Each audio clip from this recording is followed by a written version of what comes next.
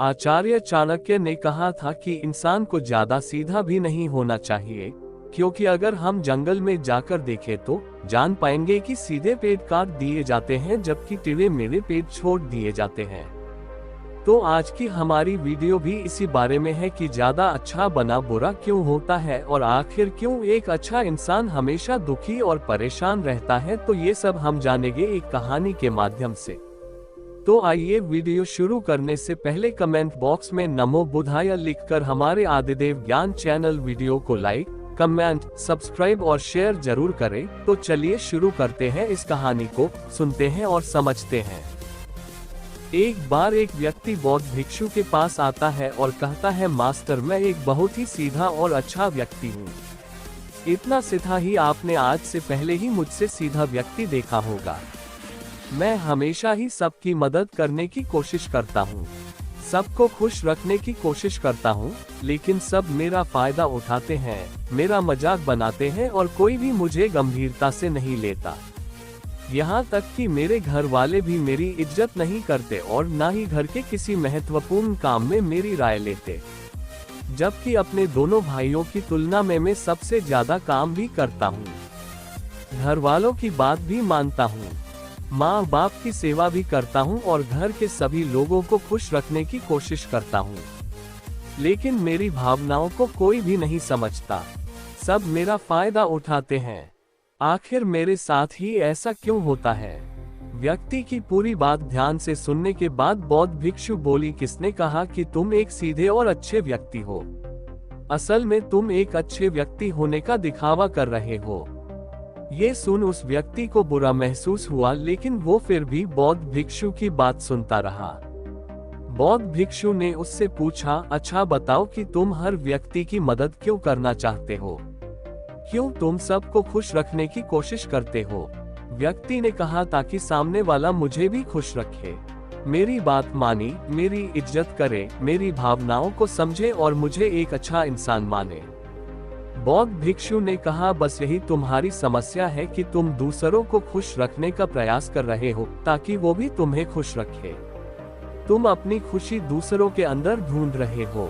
तुम दूसरों की नजरों में अच्छा और खुद की तारीफ सुनने के लिए सामने वाली की जी हजूरी कर रहे हो और फिर उम्मीद कर रहे हो कि सामने वाला भी तुम्हारे साथ ऐसा ही व्यवहार करेगा। तो ऐसा नहीं होता, क्योंकि कोई भी ऐसे व्यक्ति को गंभीरता से नहीं लेता जो लोगों की हर बात में हाँ में हाँ मिलाता है।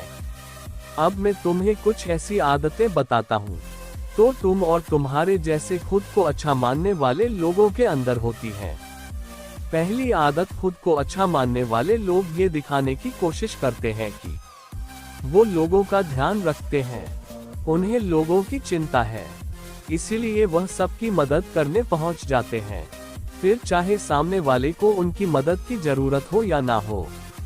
दूसरी आदत, खुद को अच्छा मानने वाले लोग दूसरों से खुद की तारीफ के भूखे होते हैं, इसीलिए वो ज्यादातर मौकों पर वही काम करते हैं जिससे सामने वाला खुश हो और उनकी तारीफ करे। अगर उन्हें लगता है कि किसी काम से सामने वाला नाराज हो जाएगा तो वह उस काम को हाथ तक नहीं लगाते।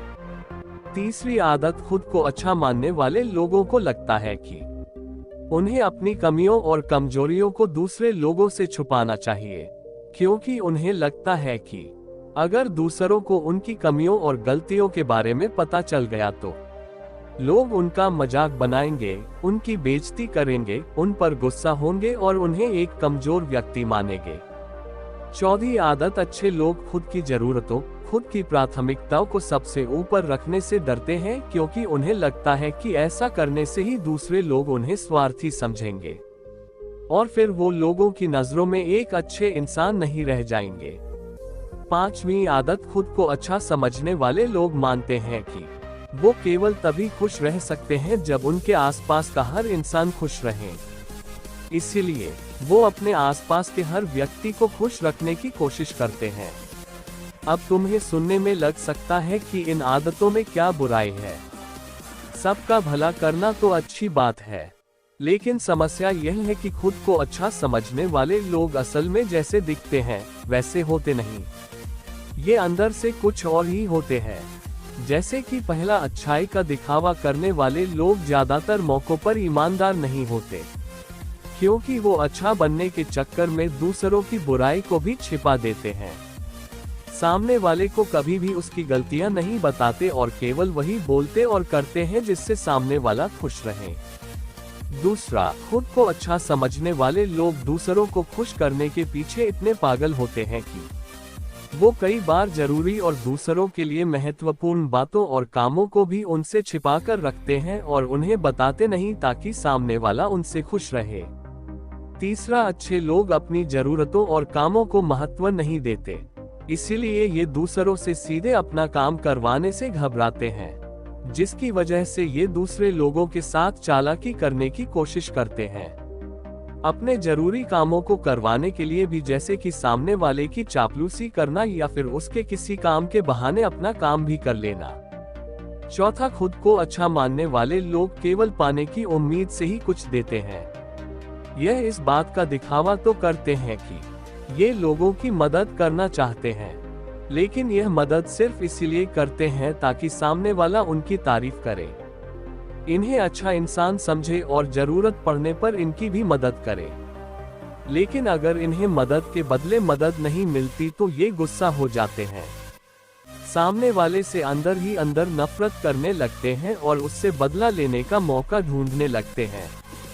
पांचवा, खुद को अच्छा दिखाने वाले लोग दूसरों को ना नहीं बोल पाते, उन्हें मना नहीं कर पाते और दूसरों के काम करने के चक्कर में ये अपने और अपने परिवार के जरूरी कामों को भी पूरा नहीं कर पाते।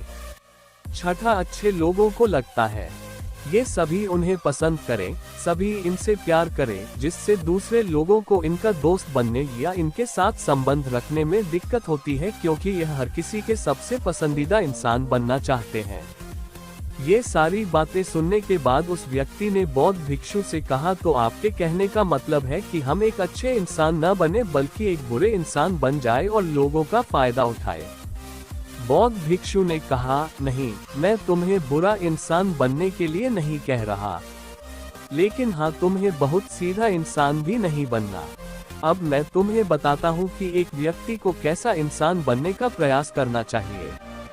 दोस्तों, इंसानी स्वभाव और उसकी अच्छाई व बुराई के बारे में अगर सबसे ज्यादा किसी ने बात की है तो वो है अखंड भारत के निर्माता, राजनीति के महापंडित आचार्य चाणक्य, जिन्होंने अपनी किताब चाणक्य नीति में इंसानी स्वभाव और दुनिया भर की तमाम चीजों के बारे में विस्तार से चर्चा की है।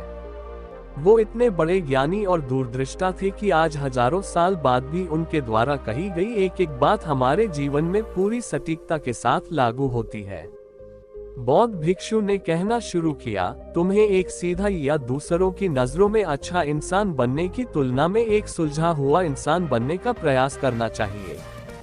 एक सुलझा हुआ इंसान भी होता है जिसे सबसे अच्छा इंसान बनने का कोई शौक नहीं है। वो जैसा है वैसा ही खुद को पसंद करता है। वो जानता है कि वो एक इंसान है और उसमें बहुत सी कमियां हैं और वह अपनी कमियों को स्वीकार्यता भी है। एक सुलझा हुआ इंसान ये भी अच्छे से जानता है कि उसकी और उसके परिवार की कुछ महत्वपूर्ण जरूरतें हैं जिन्हें उसे ऊपर रखना होगा, वरना उसके साथ साथ उसके परिवार का जीवन भी परेशानियों में पड़ जाएगा। हो सकता है कि उसकी ऐसी सोच की वजह से उसके आसपास के लोग, उसके मित्र या रिश्तेदार उससे नाराज हो जाए, लेकिन वो इसे भी स्वीकारता है। यहाँ पर बात स्वार्थी होने की नहीं, बल्कि जीवन की सच्चाई को स्वीकारने की है, क्योंकि तुम बुद्ध नहीं हो गए हो कि तुम्हारी कोई इच्छा ही नहीं है, किसी से कोई उम्मीद नहीं है या कोई जरूरतें शेष नहीं रही। तुम एक साधारण इंसान हो और एक साधारण इंसान की सोच के साथ अगर तुम सबको खुश रखने का प्रयास करोगे तो तुम हमेशा दुखी रहोगे, क्योंकि तुम्हारी भी सामने वाले से उम्मीदें बढ़ेंगी और जब वो उम्मीदें पूरी नहीं होंगी तो तुम दुखी हो जाओगे।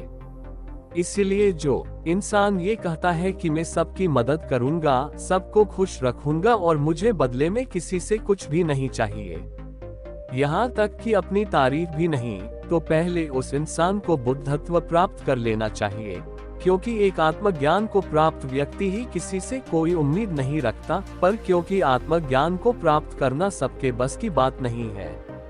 इसलिए तुम्हें इस जीवन के सत्य को स्वीकारना होगा और खुद को शोषण का शिकार व दुखी होने से बचाने के लिए एक सीधा इंसान बनने की बजाय एक सुलझा हुआ इंसान बनने का प्रयास करना होगा। अब मैं तुम्हें बताता हूँ कि एक सुलझे हुए इंसान में क्या क्या विशेषताएं होती हैं। पहली विशेषता ये अपनी और अपने चाहने वालों की जरूरतों को ऊपर रखते हैं। इसका मतलब यह नहीं है कि ये लोग दूसरों की जरूरतों को कम समझते हैं या फिर दूसरों को गिराकर खुद ऊपर बढ़ने की कोशिश करते हैं, बल्कि इसका मतलब यह है कि ये लोग दूसरों की फालतू जरूरतों के लिए तब तक उपस्थित नहीं होते जब तक कि इनकी खुद की महत्वपूर्ण जरूरतें पूरी ना हो जाए। हालांकि अगर कोई इंसान सच में मुसीबत में फंसा हुआ है और उसे इनकी सहायता की सख्त जरूरत है, तभी अपने महत्वपूर्ण कामों को पीछे रखकर भी उसकी सहायता के लिए उपस्थित हो जाते हैं। और ये अपने से कमजोर और जरूरतमंद लोगों की भी अपनी हैसियत के अनुसार सहायता करने के लिए तैयार रहते हैं। ये बस अपना बेवजह शोषण नहीं होने देते और इस बात पर भरोसा रखते हैं कि अगर इन्हें सच में किसी की सहायता करनी है तो पहले इन्हें उसकी सहायता करने के लायक बनाना होगा। और लायक वो सक्षम बनने के लिए इन्हें अपनी जरूरतों का भी ध्यान रखना होगा, क्योंकि अगर एक इंसान खुद ही बहुत ज्यादा बीमार है तो फिर वो दूसरे बीमार व्यक्ति की सेवा कैसे कर सकता है। एक सुलझा हुआ इंसान इस बात को मानता है कि हर इंसान की अपनी कुछ जरूरतें और इच्छाएं होती है जिसका उसे ध्यान रखना चाहिए, लेकिन खुद को अच्छा दिखाने वाला इंसान हमेशा ये दिखाने की कोशिश करता है कि उसकी अपनी कोई जरूरतें या इच्छाएं नहीं है, इसीलिए वो हमेशा दुखी रहता है। दूसरी विशेषता, एक सुलझा हुआ इंसान इस बात को अच्छे से जानता है कि वो अपने आसपास के हर इंसान को कुछ नहीं रख सकता, इसीलिए वो केवल उसी इंसान को खुश रखने का प्रयास करता है जो उसके लिए मायने रखते हैं, जो सच में उससे प्यार करते हैं, उसकी परवाह करते हैं। लेकिन अगर उसकी बहुत कोशिश करने के बाद भी सामने वाला उससे दूरी बनाने का प्रयास करता है, उससे खुश नहीं रहता या फिर उसके साथ सहज महसूस नहीं करता, तो फिर एक सुलझा हुआ इंसान ऐसे व्यक्ति से दूरी बनाने से भी पीछे नहीं हटता, फिर चाहे वो उसका कोई परिवारजन, सगा संबंधी या फिर मित्र क्यों न हो, क्योंकि वो किसी की जबरदस्ती नहीं कर सकता। सिर्फ उसे खुश रखने या सामने वाले की नजरों में अच्छा इंसान बनने के लिए। इस तरह वो खुद को बेवजह दुखी होने से बचा लेता है, लेकिन जो अच्छा होने का दिखावा करते हैं वो सबको खुश करने के चक्कर में अपने जीवन के सबसे महत्वपूर्ण इंसान को ही दुखी कर बैठते हैं, जो कि वो खुद हैं। तीसरी विशेषता, एक सुलझा हुआ इंसान वैसा जीवन जीने का प्रयास करता है जैसा वो जीना चाहता है। वो सिर्फ किसी दूसरे को खुश करने के लिए अपने जीने का तरीका नहीं बदलता। इसका मतलब यह नहीं है कि उनके जीने का तरीका ऐसा है जिससे लोगों को समस्या हो। वो बस दूसरे क्या कहेंगे इस चक्कर में अपना मन मार कर नहीं रहता और खुलकर पूरे जोश और उत्साह के साथ अपना जीवन जीता है। उसे अपनी पसंद नापसंद पता होती है, इसीलिए वो वही करता है जिसमें उसे खुशी मिलती है। उसे अच्छे से पता होता है कि वो कौन है, उसे अपने आप पे भरोसा होता है, इसीलिए उसे किसी इंसान की छोटी चापलूसी करके खुद को अच्छा दिखाने या खुद की तारीफ सुनने की जरूरत नहीं होती। जेन मिस्टर ने आगे कहा, अगर तुम अपने जीवन से संतुष्ट नहीं हो तो अपने आप से 2 प्रश्न पूछो। पहला, क्या मैं अपने लिए वो जिंदगी बना रहा हूँ जो मैं असल में अपने लिए चाहता हूँ, और दूसरा, अगर मैं नहीं बना रहा तो क्यों नहीं बना रहा। जब तुम इन दोनों सवालों के बारे में गहराई से विचार करोगे, तब तुम जान पाओगे कि तुम अपनी मनचाही जिंदगी सिर्फ इसलिए नहीं बना पा रहे हो क्योंकि तुम दूसरों के सामने अच्छा बनने का प्रयास कर रहे हो, जिसकी वजह से तुम अपनी इच्छाओं और जरूरतों को प्राथमिकता नहीं देते हो और दूसरों को ही खुश करने में लगे रहते हो। इसीलिए अगर तुम एक खुशहाल और मनचाहे जिंदगी जीना चाहते हो तो एक सुलझा हुआ इंसान बनने का प्रयास करो, ना कि सीधा इंसान। इतना कहकर बौद्ध भिक्षु मौन हो गए। व्यक्ति को भी अब समझ आ चुका था कि उसे एक सुलझा हुआ इंसान बनना है, ना कि सीधा। उसने इतनी अमूल्य जानकारी के लिए बौद्ध भिक्षु का धन्यवाद किया और वहां से चला गया। दोस्तों, उम्मीद करता हूं कि आपको इस कहानी से बहुत कुछ सीखने को मिला होगा। हमारे आदिदेव ज्ञान चैनल वीडियो को लाइक, कमेंट, सब्सक्राइब और शेयर जरूर करें। धन्यवाद दोस्तों।